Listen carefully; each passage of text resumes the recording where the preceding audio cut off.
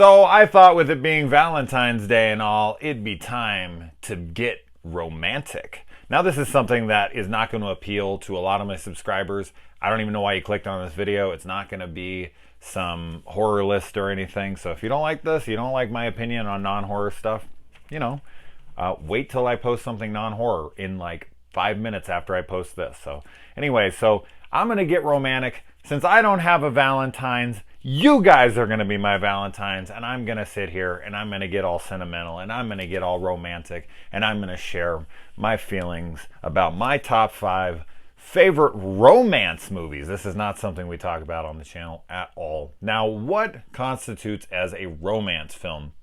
Because I was sitting there and I was thinking about all these romantic couples, like a Natural Born Killers with a Mickey and Mallory, or I really love Crazy Stupid Love, which is a rom-com. But I was thinking about the relationships in them and thinking about the movie overall and thinking, is romance at the very center? Is that the point of the film? Is there romance? And this is the list I came up with. Now, this list isn't going to be, super unique.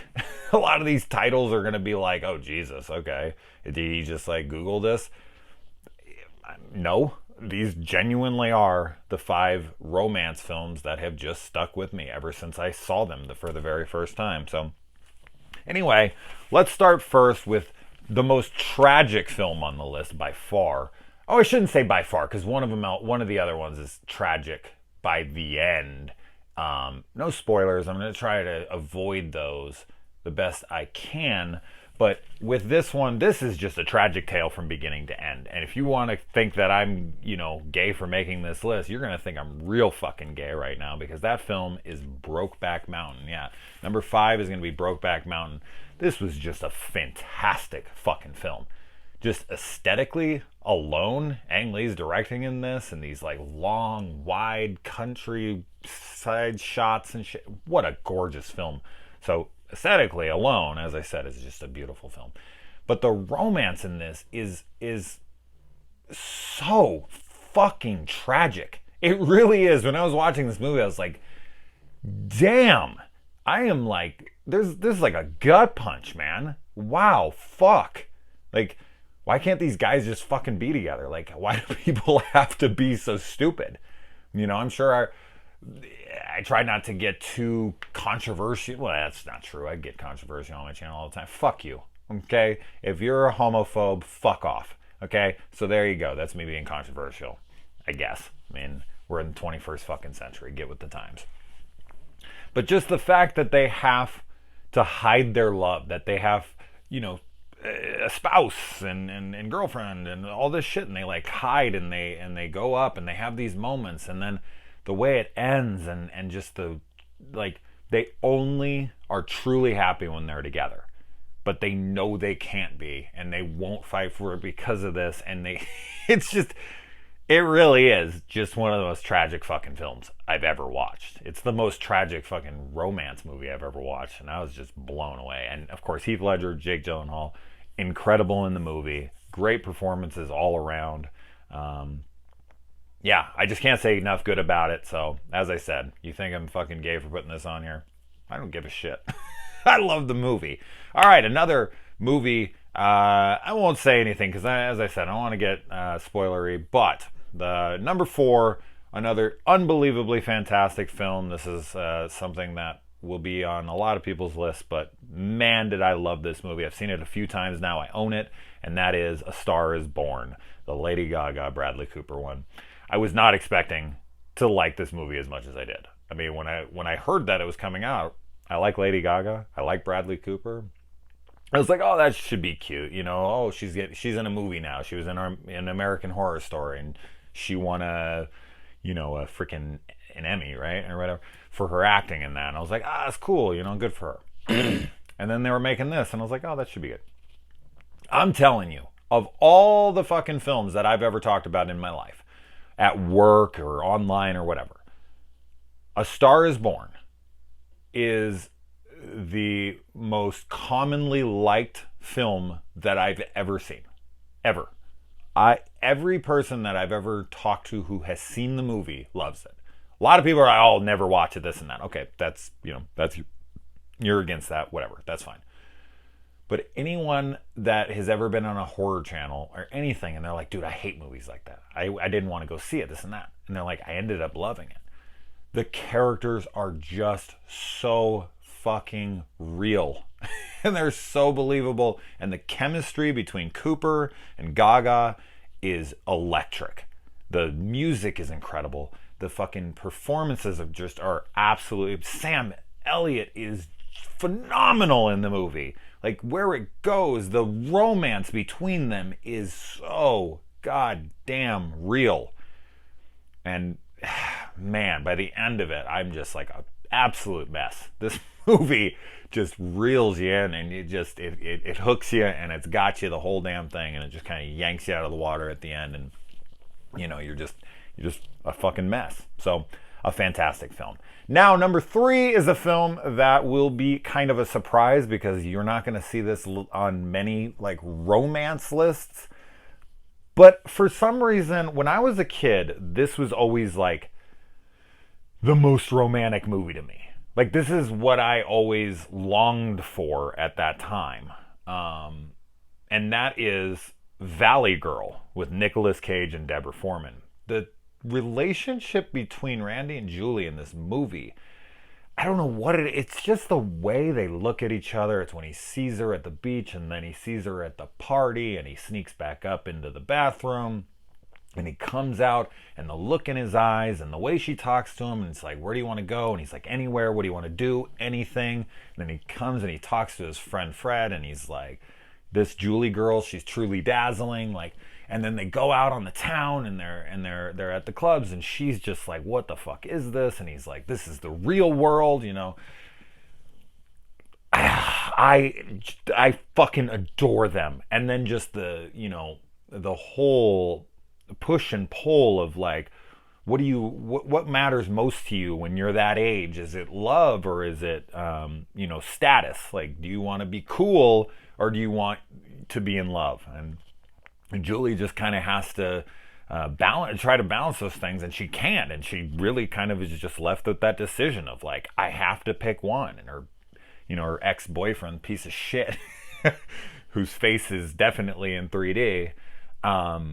It's just, and the way it ends, and the music, fuck, I love the music in this movie so much. I've had the soundtrack, and I listen to it all the time, and there's just something about it. I find the romance in it to be about as true to teenage romance as it gets. Like that absolutely Disney fairy tale, unjaded, fuck it all kind of love, and then the outside influences coming in, like the friends and high school and all this shit, screwing it up and ruining something that's perfect. I love it. All right, number 2. This is a film that a lot of people hate, just because it was so goddamn popular. But my God, do I love this film, and I love the romance within it. And that is James Cameron's Titanic. Yep, I love this movie. I saw it in theaters 3 times. I've seen it a ton of times since. And I mean, I don't know what more I can say. Jack and Jack Dawson and Rose DeWitt Bukater, it's the classic story of the people, the guy on the wrong side of the tracks, and the girl from the higher up, whatever. They get together, and just against all odds, they say fuck it. They throw caution to the wind, and they try to be together. And while they're trying to be together against this madman played by Billy Zane, they of course are on this doomed cruise liner, and they don't really know what's in store with them. And one of the very first conversation I ever had with the mother of my children, the now mother of my children, was us arguing on whether or not the relationship, the love in Titanic was real. Was that real love, or is that puppy love? Is that this and that? I vote that it is real love. Of course, it's sped up and extrapolated by the circumstances because they have to come across, they have to overcome such insane adversity throughout the film, whether it's, you know, Cal or the ship or his henchman or the mom. Oh my God, Rose's mom is just the devil. But their relationship is just so real. When he gives her the note, like, make it count, meet me by the clock, and then he takes her down and he shows her his world, and they do the dance and do the dance for me, baby. I just love it. I just fucking love it. And the fact that she like won't go down without him. She jumps back onto the ship and you're so stupid, Rose. And I love it. I love it. I love it. I love the fucking movie. There you go. There's only one thing I dislike about the movie, and that is her throwing in the diamond in the water. I think that part is stupid, but outside of that, I think it's a pretty much fantastic film. And fun fact, the film is 3 hours and 14 minutes. And it took 3 hours and 14 minutes for the Titanic to sink. So the length of that film is how much time those people had to figure out what the hell they were going to do, or how much time they had left before they went down with the ship. What a tragedy that was. All right, number one. This should come of no surprise to anybody. If you know me, if you know the channel well enough, this is arguably my favorite film of the decade. I love it with every fucking inch of my soul. I've watched it numerous times. It gets me every single time. The relationship in this movie is like everything I could possibly want. And that is La La Land. What can I say about Mia and Sebastian's relationship in this movie? I mean, I could do a 30-minute fucking breakdown of just my feelings on how this movie ends, and how important of a lesson there is within this film if you pay attention and you know it. And I just think that this film is so wonderfully made with such heart.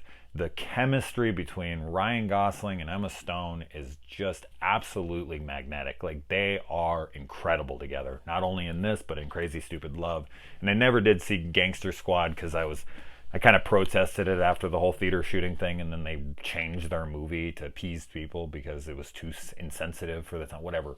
I just refused to see it because of that, and I never saw it since. But they're incredible in Crazy Stupid Love. They're just outrageously amazing in this movie.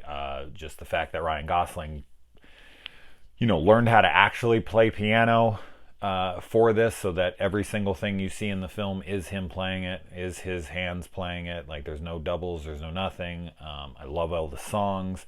I love how it ends. I mean, there's a lot of people who don't like the end. They'll tell me, like, I love the movie, just hate how it ends. But the ending, for me, the ending is the most important part, because if it went the other way, it would completely negate the whole purpose of the movie, the whole point that the ending of this movie is trying to make.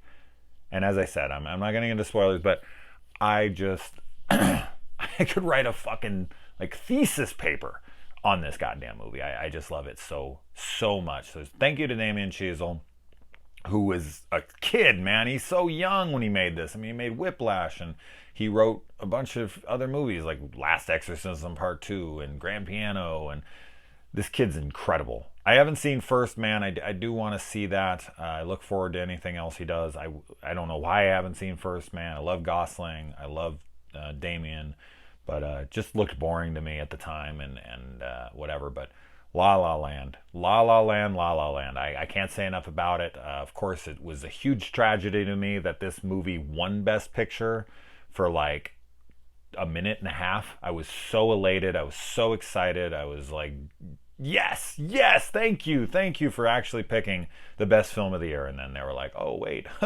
oops, sorry. That was, what a shocking moment. Fuck. But for me, this was the best movie of the year, easily. It might be my favorite movie of the decade. As I said, I cannot say enough good about it. It's incredible. You may disagree with me, but I can watch it any fucking day, any night. Throw it on. I'm invested. I'm in it. I love it. And there you go. So I hope you guys have a fantastic Valentine's Day. I hope you have someone in your life that you are romantically involved with, and can do something sweet for each other tonight. I know it's a Hallmark freaking card holiday. It was created just for selling this, and like, don't be a jaded fucking asshole. Like, just be so excited that you have someone to spend this with. You know, just do something nice. You should do something nice for them regardless, no matter what day it is. But I don't know. I get it. Like, I get it. You want to be that person that's, you know, oh, fuck these things and this and that. But for me, Valentine's Day is just a good day. It's a good excuse to show the one you love that you love her or her, him, just a little more. Just a little more. Why not? Like, what's the fucking harm in that? Like, just be lucky, you know, just feel lucky that you have somebody. Because there's a lot of us out there that don't and would love to actually have someone. So, anyways, all right, enough of that shit. Happy Valentine's Day, guys. See you soon.